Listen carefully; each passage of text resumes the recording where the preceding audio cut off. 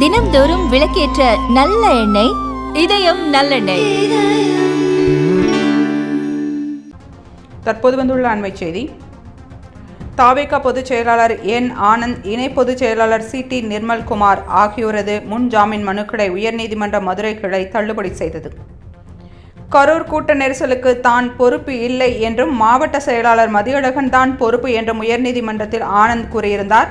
கரூர் கூட்ட நெரிசல் சம்பவ வழக்கானது ஆரம்ப நிலையிலேயே இருக்கிறது என்று உயர்நீதிமன்றம் தெரிவித்தது.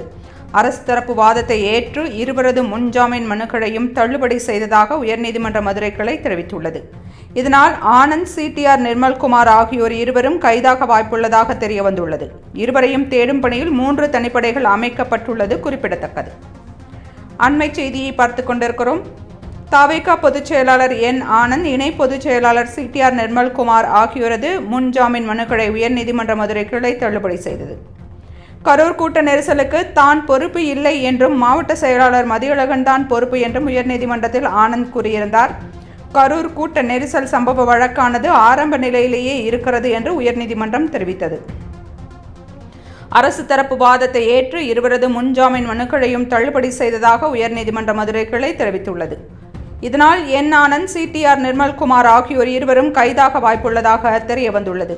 இருவரையும் தேடும் பணியில் 3 தனிப்படைகள் அமைக்கப்பட்டுள்ளது குறிப்பிடத்தக்கது.